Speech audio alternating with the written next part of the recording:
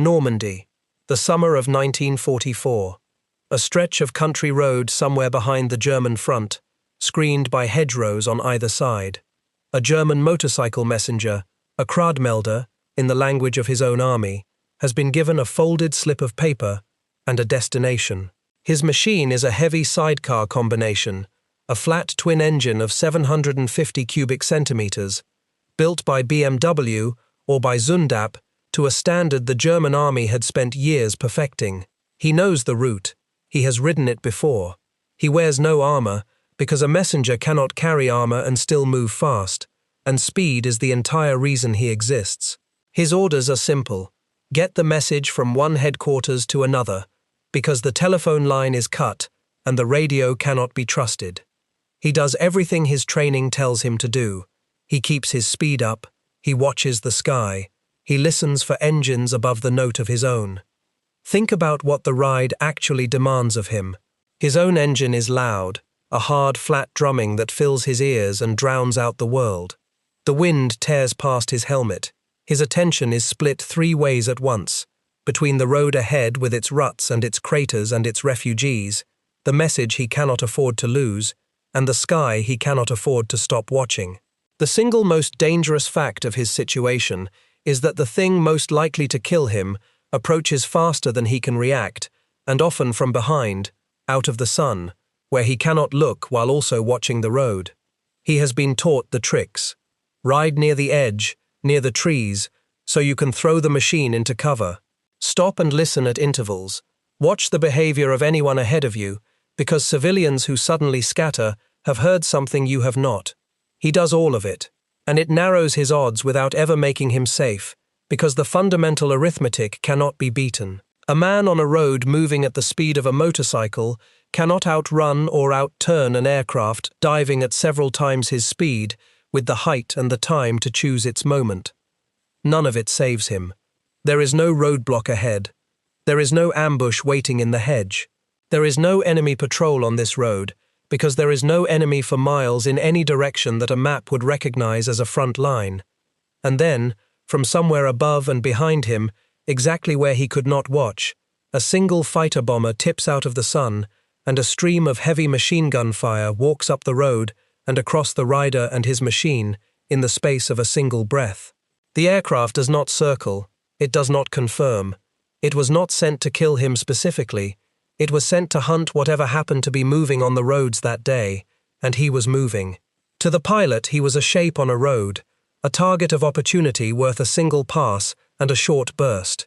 To the German army, he was a severed nerve, a message that would never arrive, a headquarters left waiting for word that had died on the road with the man carrying it. His death is a small thing, statistically. It does not appear in any battle narrative. No historian records his name. But something about it recurs, again and again, in the complaints that German officers filed that summer and in the interrogations they gave after capture. The complaint is strange when you look at it closely. They do not say the Americans and the British beat them at the front. They say something more unsettling. They say that they could not move at all, that the roads themselves had become lethal, that a man carrying a message 20 or 30 or 50 kilometers behind the fighting was as likely to die as a man in a forward trench. One German general put it in a single flat sentence that captures the whole problem. Moving a vehicle by daylight, he said, was practically the same as losing it. It is worth pausing on how odd that is. In the German theory of war, the theory that had conquered most of a continent, there was a front and there was a rear. The front was where you died. The rear was where you organized, refueled, rested, and prepared. The messenger belonged to the rear. He was infrastructure, not combat. And yet by the summer of 1944, in France, the rear had stopped being a place of safety. It had become, in the words that recur across dozens of German accounts, a place where nothing that moved was safe. So the question this story asks is not why the Germans lost the war. That is a large question with many answers. The question is narrower and stranger. Why did the German rear, which had been one of the safest places in Europe for 4 years, suddenly become one of the most dangerous, against one particular enemy, in one particular summer? The answer has almost nothing to do with courage, and almost nothing to do with the front line at all.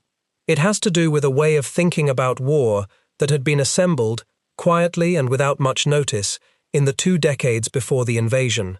A way of thinking that treated the enemy rear not as a place to be bypassed, but as the target itself. To understand why the messenger died, you first have to understand why he existed at all. And that means taking the German communications system seriously, because it was, in its own terms, a sophisticated and carefully considered thing. The German army had thought hard about how orders move across a battlefield. Its answer was a layered system. The foundation was wire, the field telephone, strung between headquarters and units on cable that could be laid quickly and tapped into a switchboard.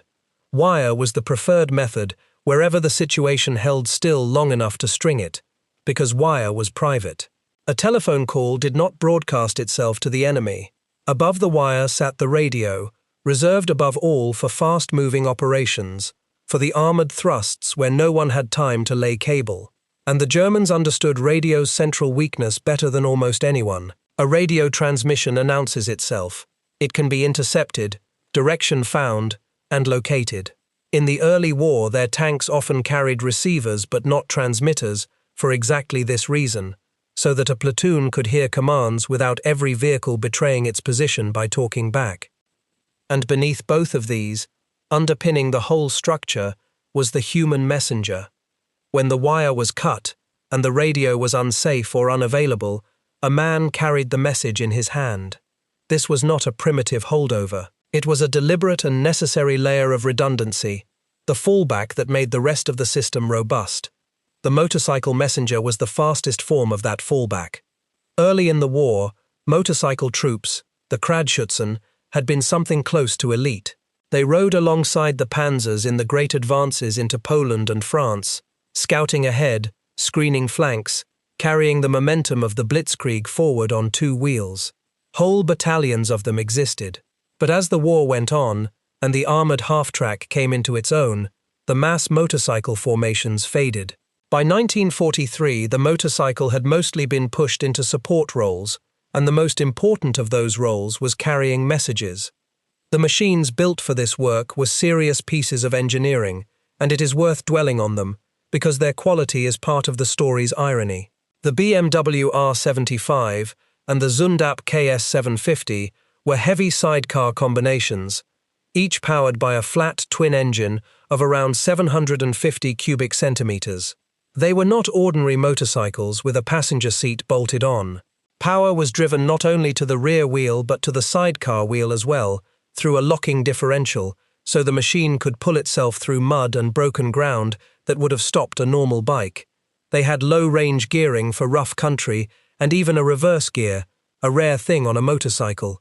In army trials, the Zundap was judged the better of the two.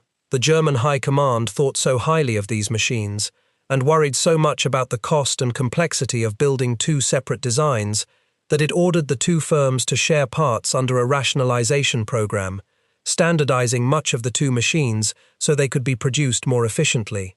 There was even a plan to merge them into a single hybrid design. Allied bombing of the factories eventually disrupted all of this, but the intent tells you something.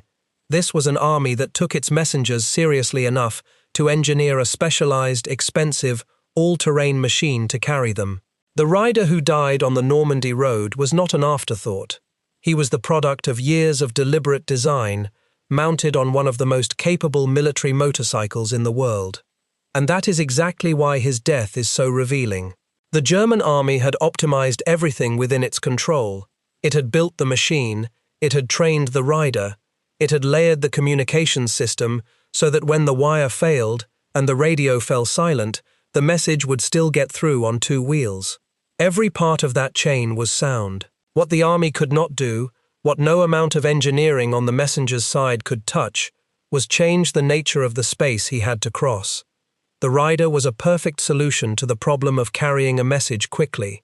He was no solution at all to the problem of a sky that had been handed to the enemy. Now hold that image in your mind. A carefully designed communications system, layered for redundancy, with a fast and capable messenger as its ultimate fallback. This is a system built by a professional army that had thought about the problem. And notice what every layer of it assumes. It assumes that the messenger can get through.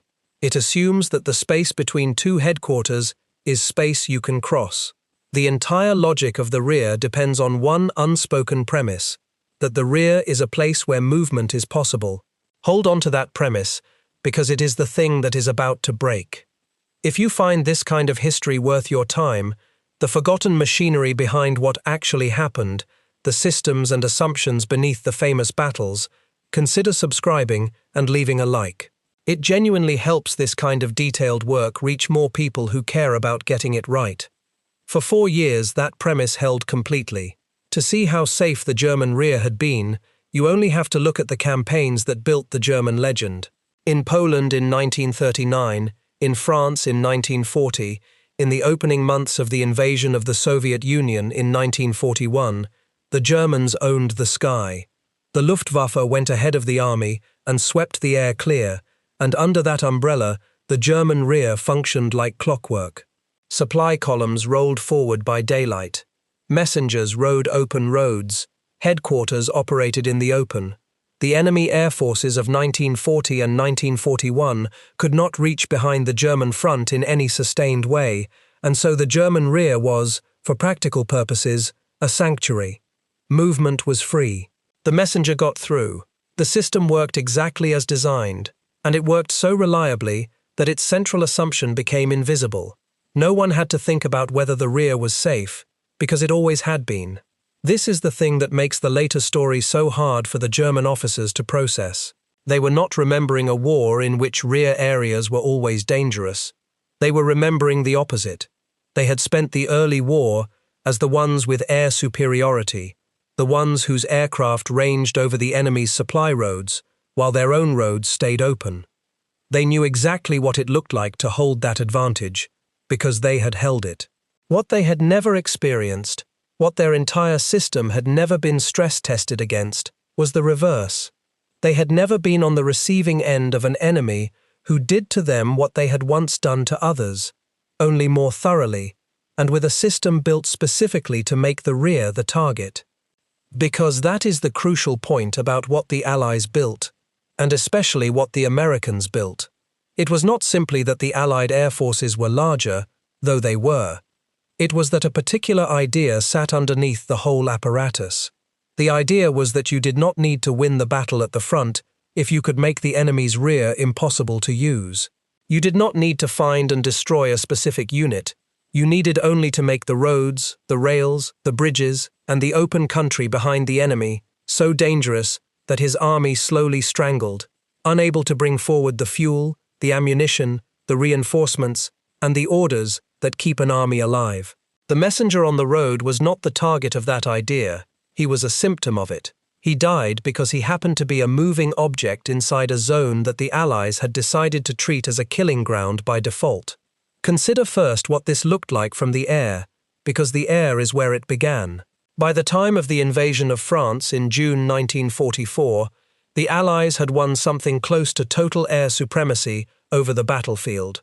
The numbers are almost hard to believe. On the day of the landings, the Allies had well over 11,000 aircraft available, and they flew more than 14,000 sorties. The German fighter arm managed a handful.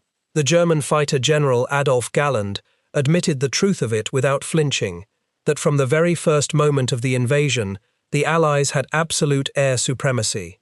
And that supremacy was not an end in itself. It was the foundation on which a machine for hunting the German rear was built.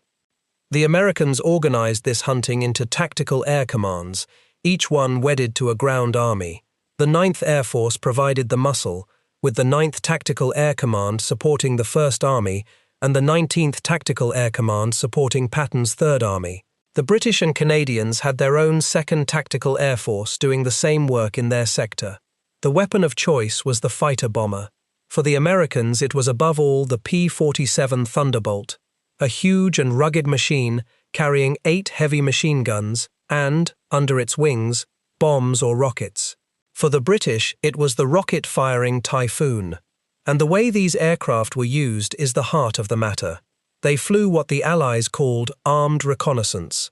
The phrase is worth unpacking because it describes the whole philosophy in 2 words. An armed reconnaissance mission was not sent to attack a known target. It was sent to roam a stretch of enemy rear, to reconnoiter it, and to attack, on the pilot's own judgment, anything worth attacking that it found there. A truck, a staff car, a column, a locomotive, a motorcycle on an open road. The mission was to hunt. The commander who pushed this furthest on the American side was Elwood Quesada, known as Pete, who ran the 9th Tactical Air Command and had an engineer's impatience with the old boundaries between air and ground. Quesada did something that had rarely been done before.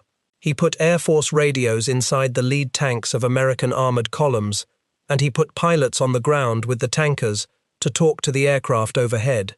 The result was that a column of American armor advancing into contested country could keep fighter bombers orbiting above it, called down onto obstacles by a controller who could see the ground problem in real time.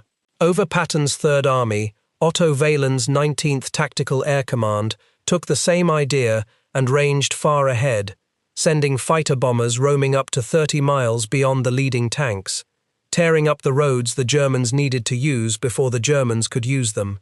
The British and the Desert Air Force had refined a system they called the cab rank, aircraft circling on station, waiting like taxis for a ground controller to send them onto a target.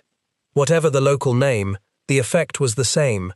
The sky over the German rear was not empty and occasionally dangerous. It was permanently occupied by an enemy actively looking for things to kill. And the Germans had a word for the thing that fell out of that sky. Jabo, short for Jagdbomber, the fighter bomber. The word runs through German accounts of the campaign like a recurring nightmare. Jabo fear was not cowardice. It was a rational response to a genuinely new condition of war, in which the simple act of moving in daylight invited sudden death from an enemy you often never saw until his guns were already firing. The messenger on the road lived and died inside Jabo country, and Jabo country was everywhere behind the German line. The consequence of this reached into the most basic rhythm of German military life. An army that cannot move by day must move by night, and so the German army in the West became, of necessity, a nocturnal thing. Columns that needed to reach the front waited for darkness, and then crawled forward on blacked-out roads, and at the first grey of dawn, they scattered off the roads and into cover, into woods and barns and the shadows of hedgerows, to wait out the daylight hours motionless. Whole divisions learned to live upside down, sleeping and hiding through the day, working and moving through the night. But an army cannot fully function on this schedule. Attacks have to be launched, positions have to be reinforced, wounded have to be evacuated, and orders cannot always wait for sunset. Every task that could not be confined to darkness became a gamble against the sky, and the messenger, above all, could rarely afford to wait for night, because the whole reason he existed was urgency. A message that can wait until dark can often wait for other means. The messenger was sent precisely when speed mattered most, which meant precisely when he could not afford the safety of darkness. His job pushed him out into the daylight, onto the exposed roads, at the exact hours the enemy owned. The very urgency that justified his existence was what exposed him to death. This is the cruel logic that sat underneath the German complaint, and it explains why the loss of daylight movement was not a minor inconvenience, but a slow amputation of the army's ability to act. The interdiction went far beyond hunting individual vehicles. Before the invasion even began, the Allies had set out to wreck the transport skeleton of northern France, and one piece of that campaign shows the logic with special clarity.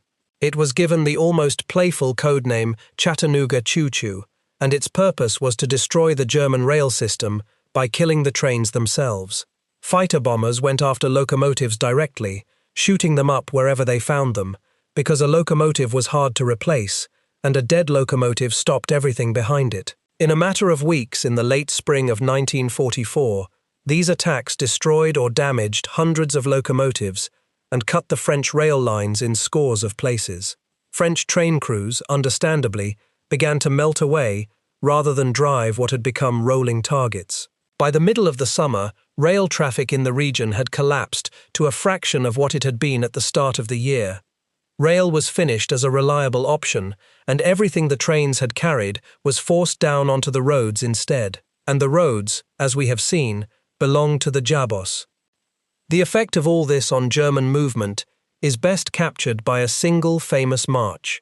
When the invasion came, the Germans ordered the 2nd SS Panzer Division, called Das Reich, to move from the south of France up to Normandy. It was a road march of roughly 450 miles. For an armoured division in friendly territory, that should have been a matter of a few days. Instead, it took the better part of 2.5 weeks. The division was harried from the air, delayed by sabotage, and forced again and again off the roads into cover, unable to move in daylight in the way an army needs to move. It arrived in Normandy late, worn down, and piecemeal, having burned much of its strength simply getting there. Nothing had stopped it at the front, because it had not yet reached the front. It had been ground down in the rear, in the space that was supposed to be safe. That is the German rear in 1944 in a single example, not a sanctuary, a gauntlet. And when the Americans decided to turn all of this from a slow strangulation into a sudden killing blow, they showed what the system could do when it was concentrated. In late July 1944, near the town of Saint-Lô, the Americans launched the offensive that would finally break the deadlock in Normandy. It was called Operation Cobra, and it opened not with infantry, but with an aerial bombardment on a scale rarely seen in direct support of ground troops. Hundreds upon hundreds of heavy bombers, the same 4-engine machines normally sent to pound German cities, were turned onto a narrow strip of front held by the German defenders, and behind them came the fighter bombers and the medium bombers.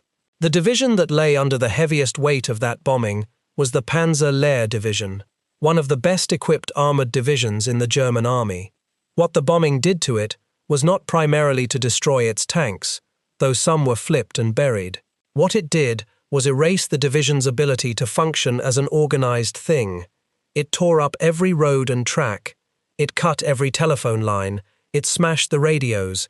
It scattered and stunned the men. A division is not just tanks and soldiers. It is the connective tissue that lets those tanks and soldiers act together, the wires and the signals and the messengers that carry a commander's will from his headquarters to his units. Cobra severed that tissue in an afternoon.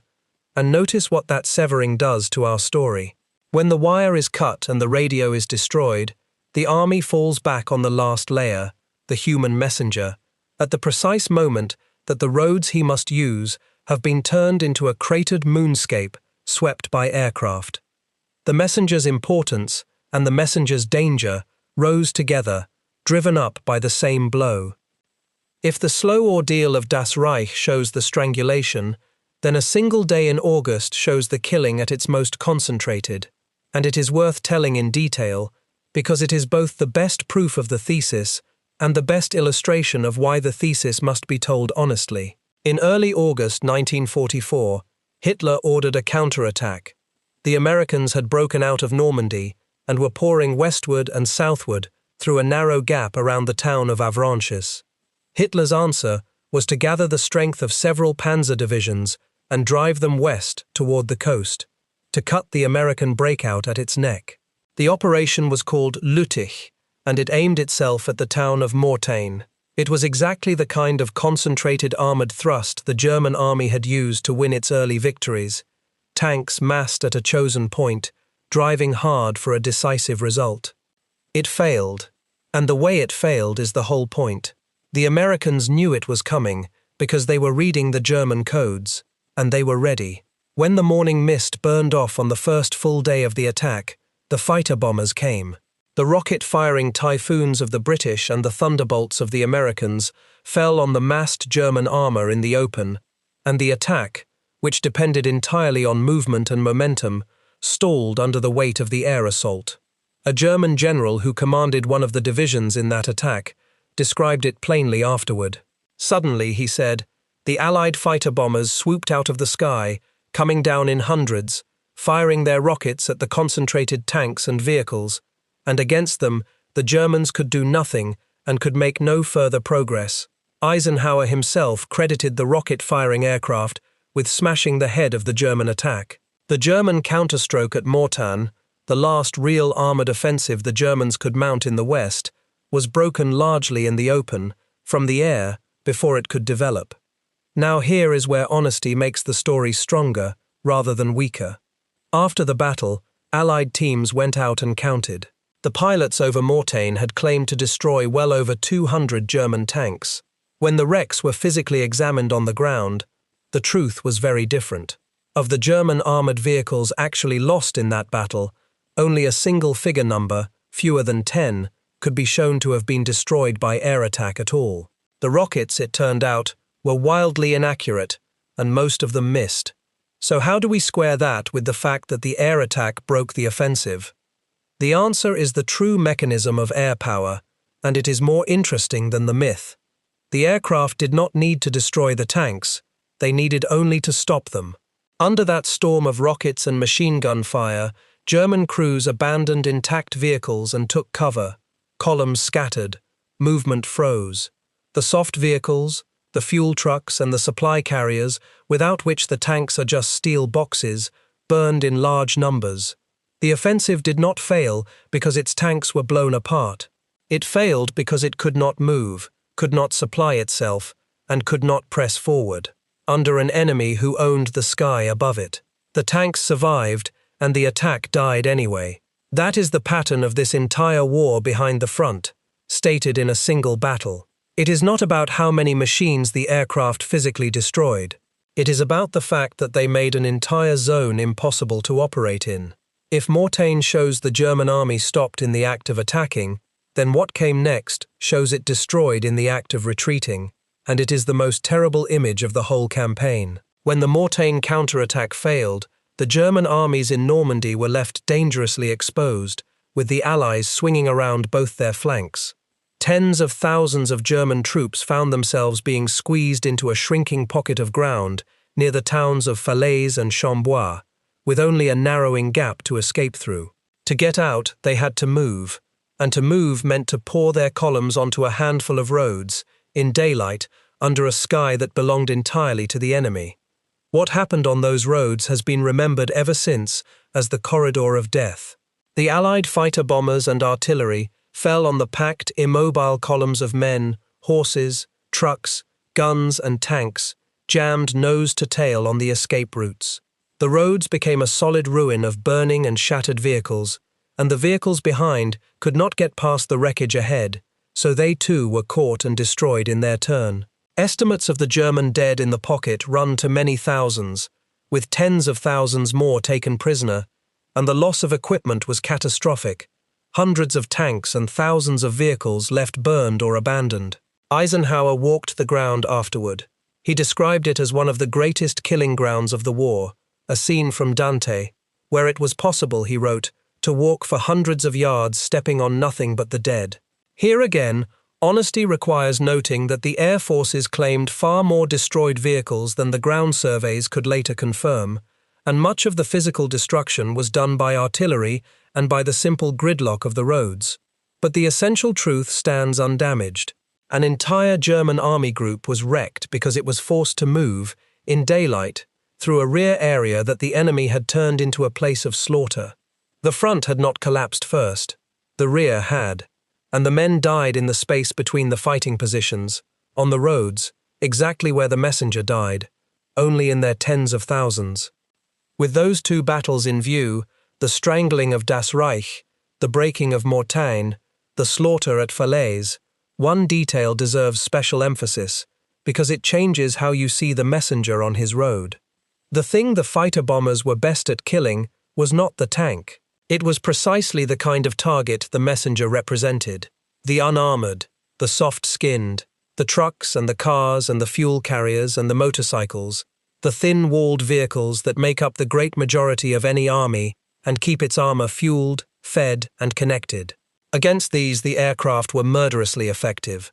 A burst of heavy machine gun fire that would merely scar a tank would shred a truck or a car or a man on a motorcycle completely. So when we say the air attacks destroyed far fewer tanks than the pilots believed, we are not saying the attacks were ineffective. We are saying they were killing something else, in enormous numbers, and that something else was the connective tissue of the German army, the transport and the supply, and the couriers moving through the rear. The messenger was not an unlucky bystander to a war being fought against tanks. He belonged to the exact category of target that the whole apparatus was most efficient at destroying. That was the air. But the air was only half of the machine, and to understand why even a messenger deep in the rear could be reached, you have to look at the second half, the one that operated on the ground and reached out with a different kind of arm. That arm was American artillery, and it worked on a principle that the rest of the world's armies had not fully grasped. 15 years before the invasion, at the Field Artillery School at Fort Sill in Oklahoma, American gunners had been quietly solving a problem that seemed academic at the time. The problem was speed and coordination. Traditionally, artillery was slow to bring its fire onto a new target, because each battery had to work out its own firing data through a laborious process. A group of officers at Fort Sill, among them Carlos Brewer and Orlando Ward, built something new. They created what came to be called the Fire Direction Center, a single coordinating brain that could take a request for fire from an observer and rapidly compute firing solutions for many guns at once, so that batteries spread across the landscape could all drop their shells onto the same point at the same moment. When they first demonstrated this, much of the artillery establishment was unimpressed. It seemed like a complicated solution to a problem no one was worried about.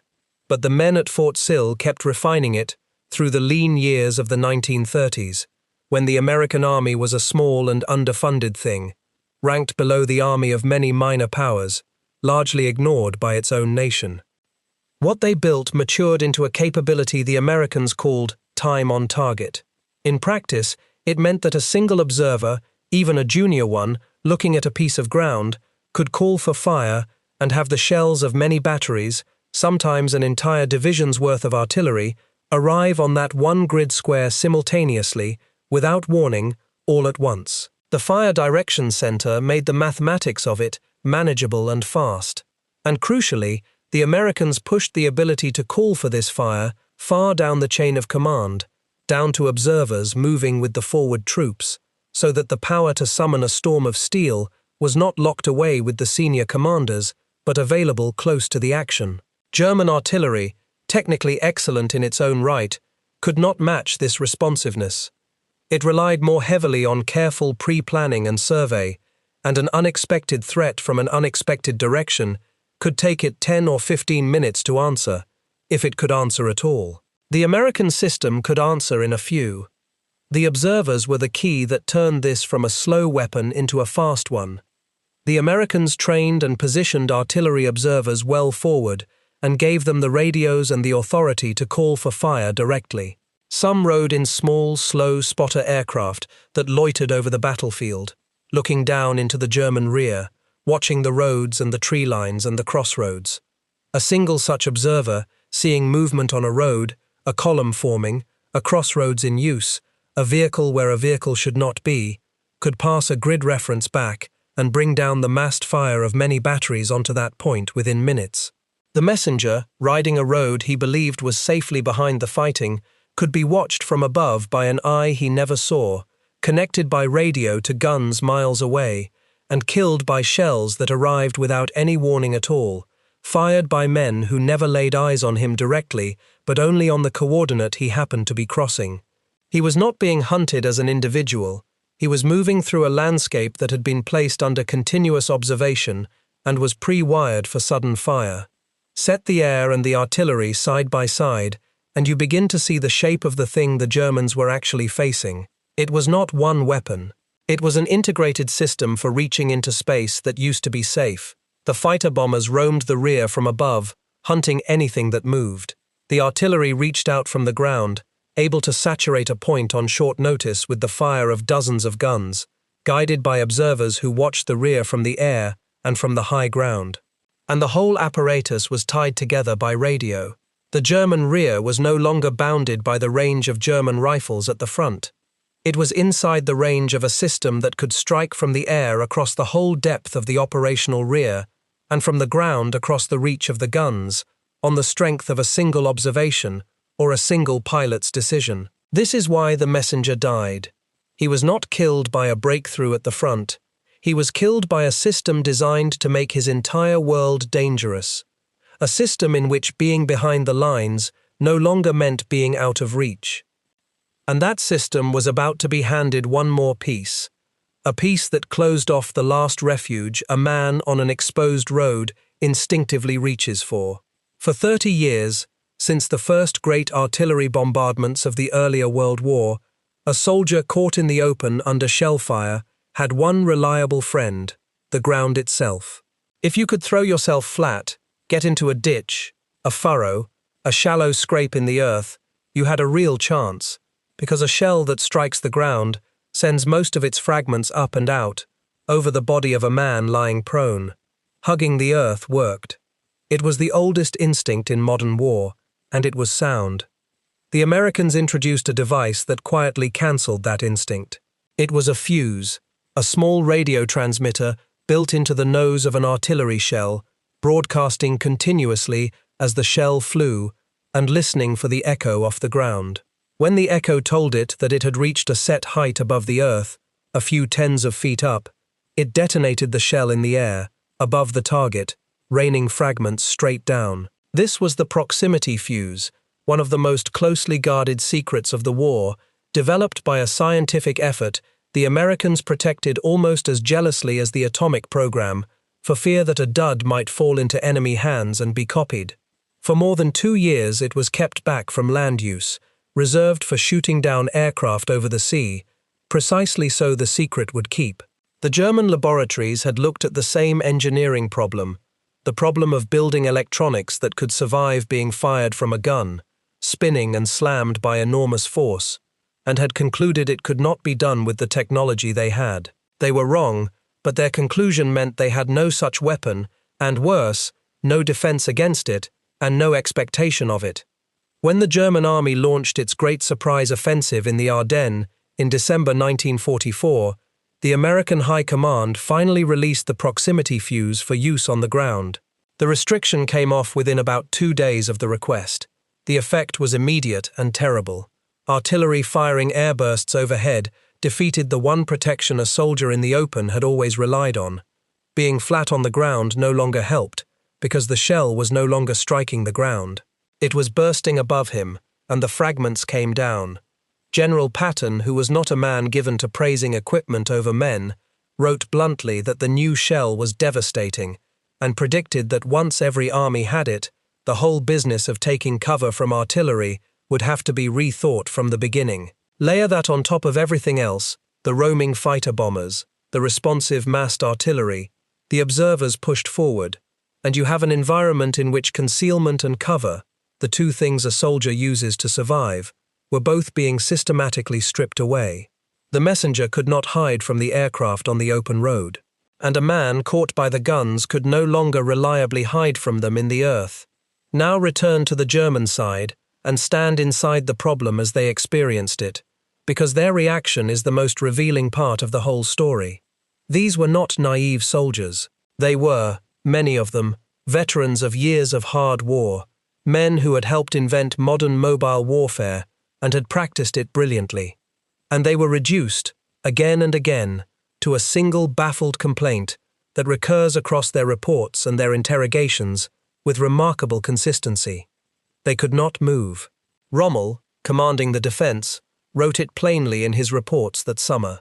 He told his superiors that the enemy commanded the air over the battlefield and for roughly 100 kilometers behind it, and that this cut off almost all movement by day, on roads and tracks and even across open country, so that his own forces could barely maneuver while the enemy operated freely. In his final report before he was wounded, he extended the shadow even deeper, describing the danger to every road and path for 150 kilometers behind the front, and the way his reserves could only move at night.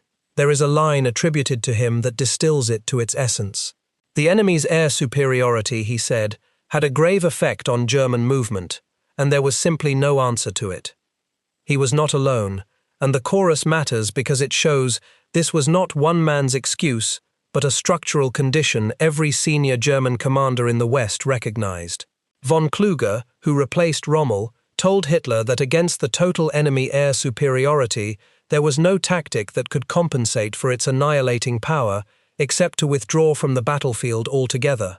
A German flak general stated flatly that whenever the skies were clear, moving vehicles by daylight was practically the same as losing them for certain. The Chief of Staff of the German command in the West, reflecting on the failure of the Mortain counterattack, judged that the armored operation had been completely wrecked by the Allied air forces, supported by a highly trained ground-based radio organization that could call them down. That phrase repays attention because it names the whole machine in passing.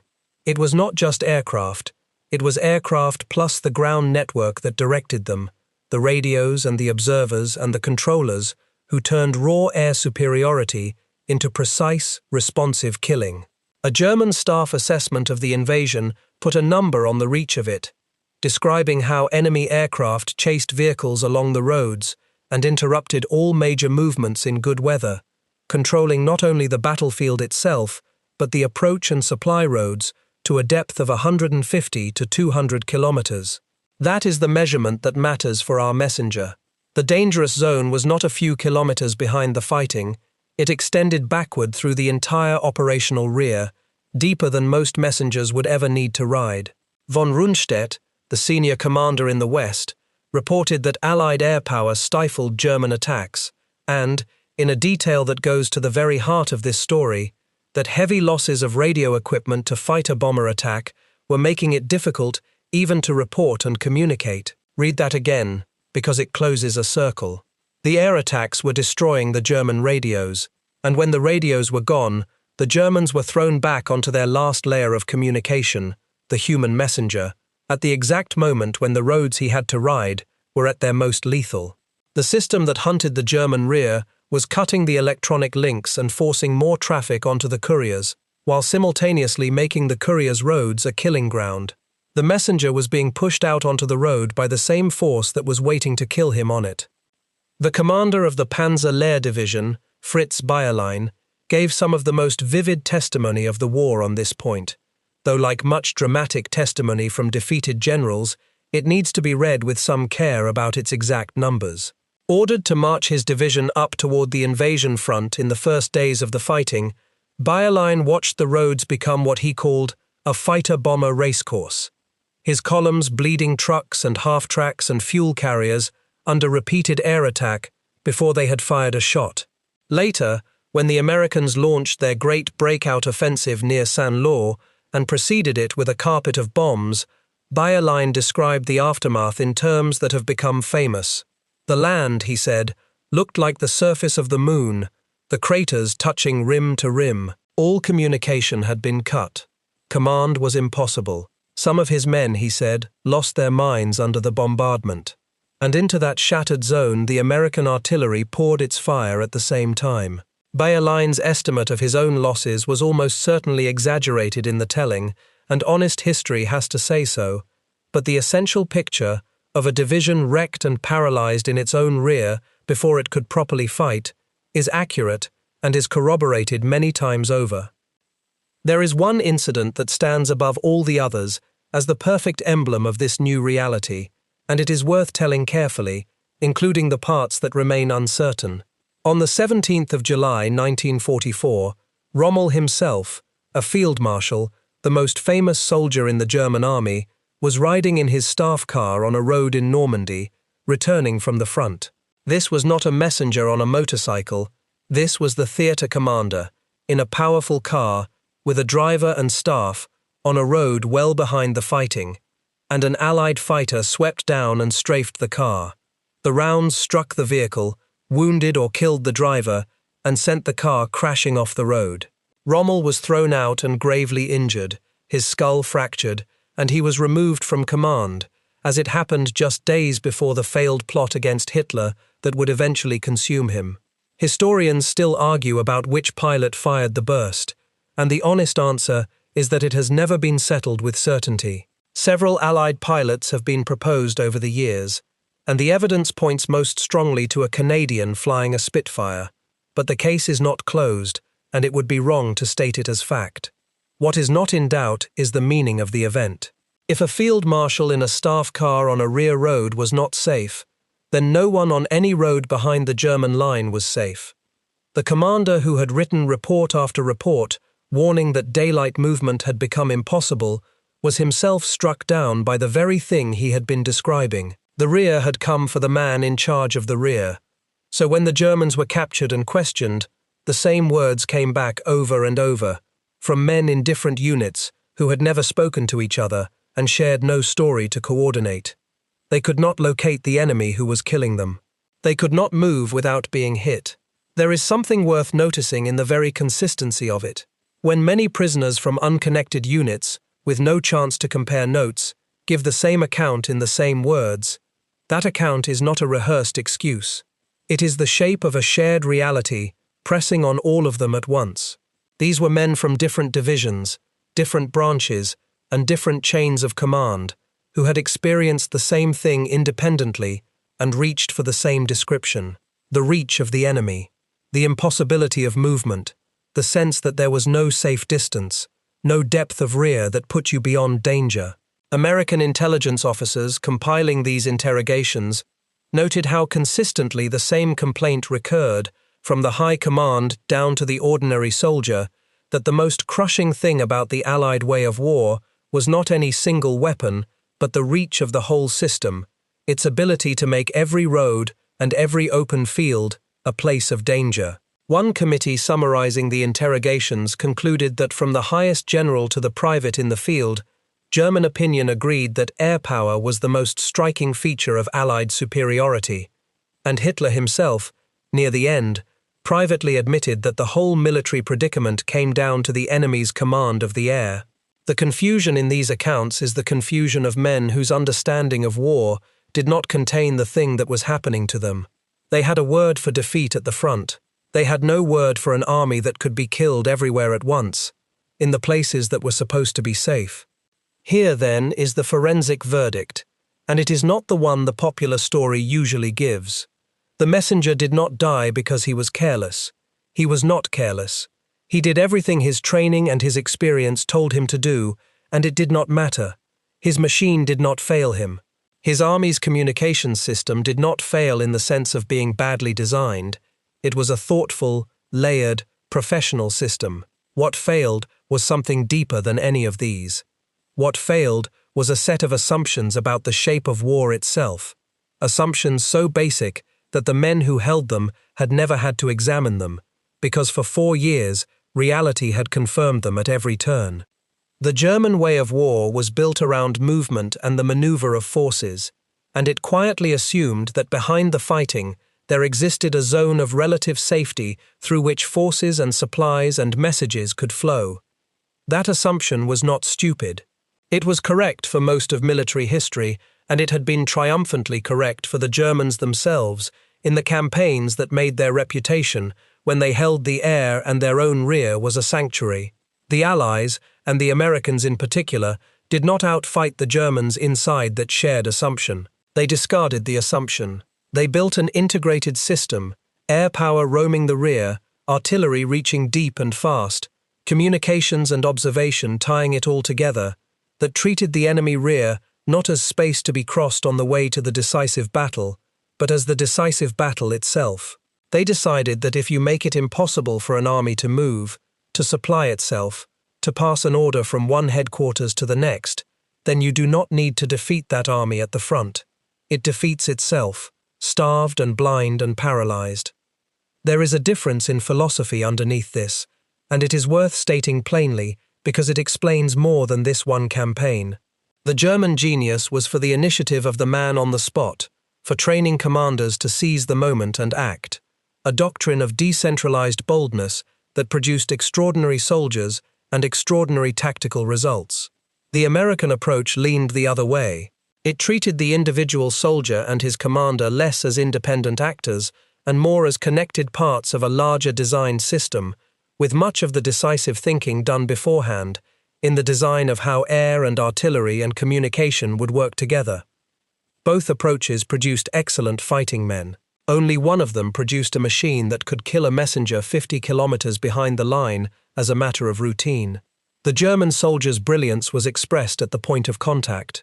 The American system's brilliance was expressed in the space between the enemy's headquarters, in the rear, where the Germans had never imagined the decisive fight would be. And there is a bitter irony folded into this comparison, because the German way of war depended on exactly the thing the Americans had learned to destroy. A doctrine built on the initiative of the man on the spot depends utterly on that man being able to receive information and pass it on, to know what is happening and to tell others what he intends. Bold, decentralized action is only possible when the nervous system that carries decisions is intact. The German method needed movement and communication more than a rigid, centralized method would have, because it pushed so much onto the judgment of local commanders who had to stay informed and connected to act well. By attacking the roads and the signals and the couriers, the Americans were not just wearing down German supplies. They were attacking the specific thing that made the German style of war possible, the free flow of information and initiative through the rear. The messenger was the physical carrier of that flow. Kill enough messengers, cut enough wire, destroy enough radios, and the army that prized initiative most is left blind and deaf, its greatest strength turned useless because the connective tissue that made it work has been stripped away. And this is why the German complaint has that note of genuine bewilderment in it, why it reads less like an excuse and more like a man describing a world that has stopped obeying its own rules. In the war, the German officers had been trained to fight. A messenger in the rear was safe by definition, because the rear was safe by definition. The Americans had simply refused to accept that definition. To them, the rear was not a sanctuary the enemy happened to occupy. It was a target, perhaps the most important target of all, because breaking it broke everything that depended on it. The messenger died inside a disagreement about the nature of war, and his side had lost the argument before he ever kicked his machine into gear. The motorcycle messenger of 1944 was the inheritor of a proud tradition, the fast rider, carrying the vital word, the human thread that held an army's nervous system together when the wires were cut. In an earlier war, in an earlier German rear, he would very likely have gotten through, as thousands like him had gotten through across Poland and France and the plains of the East. He was not less brave than they had been, nor less skilled, nor less well-equipped.